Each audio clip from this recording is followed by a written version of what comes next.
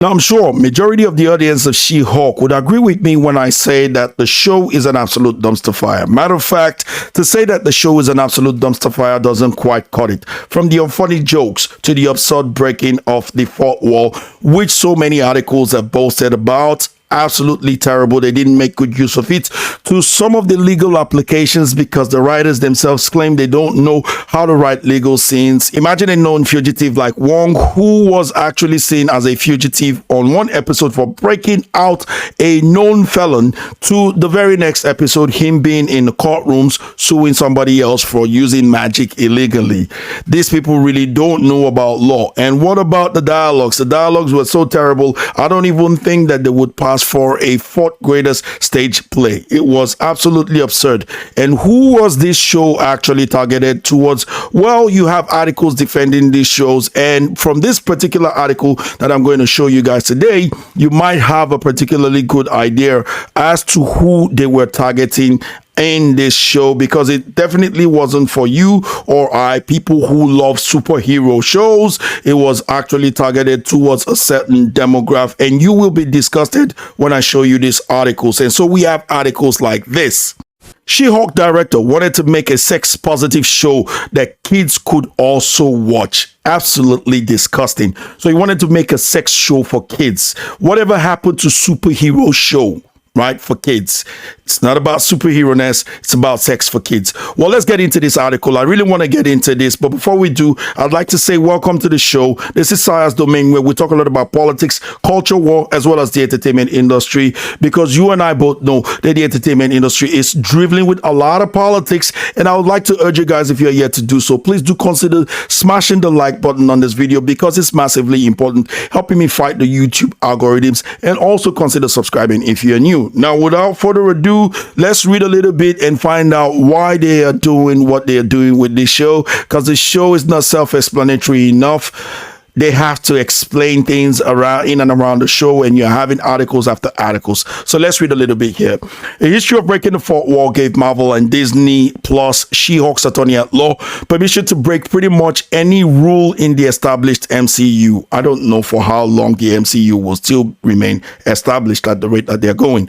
But what's truly opened doors for the creative team series director Kakairo tells Polygon was Tatiana Maslany's take on Jennifer Walters, the hustling lawyer under She-Hulk's gamma irradiated green skin. Jennifer was decidedly not larger than life, at least not in human form, and without a ticking clock of evil villain premise pushing her in every direction. Marvel got to explore superhero-dom in a totally unique way. What unique way exactly? Well, the director tells us this, or the writer tells us this. The thing I always loved about the show were the smaller moments and being able to see a superhero coming home and kicking her shoes off after a long day at work, Cairo says. Now, my question is, what superhero? Superhero Tatiana Maslany's character, She-Hulk, was not a superhero. She didn't want to be a superhero. She didn't want to have anything to do with being a superhero. All she wanted to do is have sex, navigate her sex life, and just do everything for her. Everything has to be her way or the highway, never doing things anybody else's way, and always getting her way like they usually do, don't they? Anyways, she goes on to say she cites Ant-Man as one of her favorite Marvel movies, simply because it has the little kind of peaks at normal life. And while Cairo was thrilled to stage Daredevil hallway fights, a momentary season finale brawl between Hulk King, Abomination, and She-Hulk, absolutely absurd. This was just totally rubbish scene in that final scenario. Was that a brawl? Nothing even happened in that scene. She was excited to take the series to uncharted places in the MCU, specifically the bedroom, which is what the show was all about. We always felt like there was a fear around sex and around the idea of sex positivity. What the hell does that mean? Cairo says. So it was our job to keep having the conversation. We wanted to say, look, she's a woman in her 30s navigating modern life. Sex is a part of the story, and how far could we go? Maslany was game to take the character there. Of course she was game. Why wouldn't she be gamed? Isn't this the norm in Hollywood? Isn't this some kind of agenda that Hollywood has been trying to push more recently? Anyways, Maslany was game, so I've already read that. And she said, I know it's something that's very important to her. This idea of sex positivity and kind of smashing the rules when it comes to women and the way that they're perceived. A lot of the conversations about sexualization in the show came from Tatiana and were with Tatiana. So apparently the actress herself was actually pushing the idea of sex scenes on this show, and they actually went with it. Just take a look at this photo of her sitting with her legs spread like a man, feeling so cool about herself. Like I usually say, you know, the night after or the morning after, the night wink wink nudge nudge.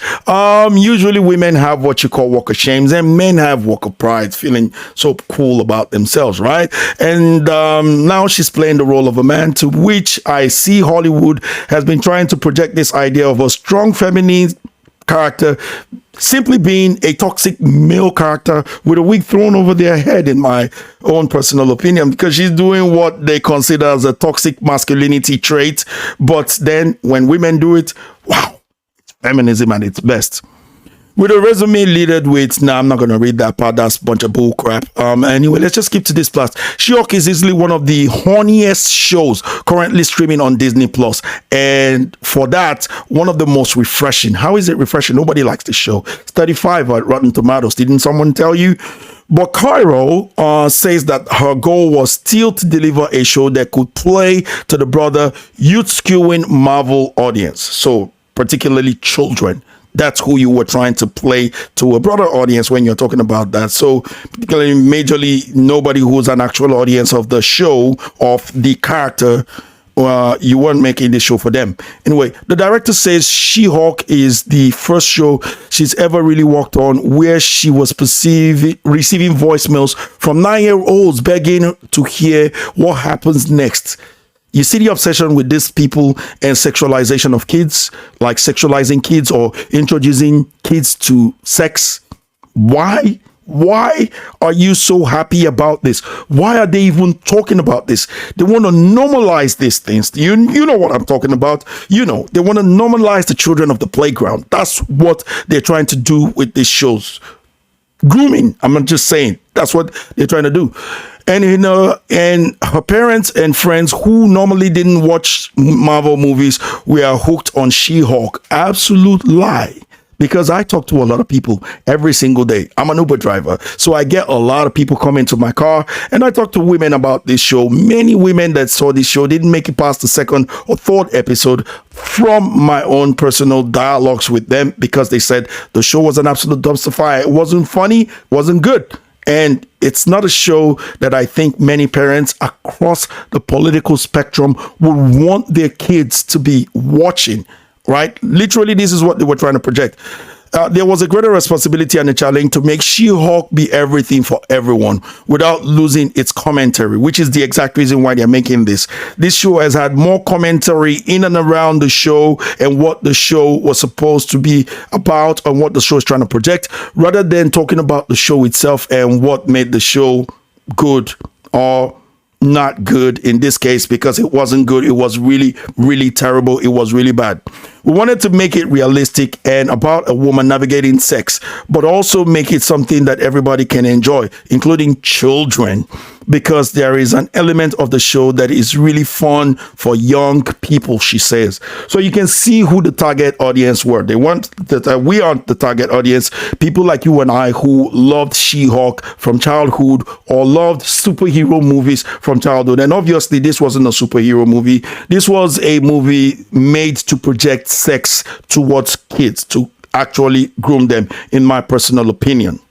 So yeah, this is where we are at with Hollywood, and this is where we are at with Disney continually trying to push their agenda towards kids. I know some people would say I'm trying to reach here, but I'm wondering, why would you want to make a show about a 30-something-year-old feminist who actually hates men, who wants to do nothing else but have sex and call it a superhero movie, all in the name of superhero-dom, which she didn't want to be a superhero. She didn't want to save anybody. She just wanted to have a job so she could pay for an apartment and have men over and be a slut. What a role model for children, isn't it? What an absolute role model for children. This is absolutely sad. And if I were you, I'd hide your kids. Anyways, you guys, let me know what you think about this. Let me know what you think about the article that I read to you. Let me know what you think about the show itself. Do you really think that this is a good show to tell kids that it is good for you to be sluts? And yeah, let me know what else you think about the entire show, the dialogue and everything I've mentioned and everything else. And you know, I'll see you guys on the next one. Before I go, I want to quickly remind you once again, if you're yet to do so, please do consider smashing the like button on this video. Also consider subscribing if you are new. Thank you very much. Thank you everyone for watching and sticking to me to this point. If you didn't like the show, well, I want to thank you for, you know, watching it anyways. Thank you, and I'll see you guys on the next one. Take care. Peace, and Saya's out of here. Bye bye.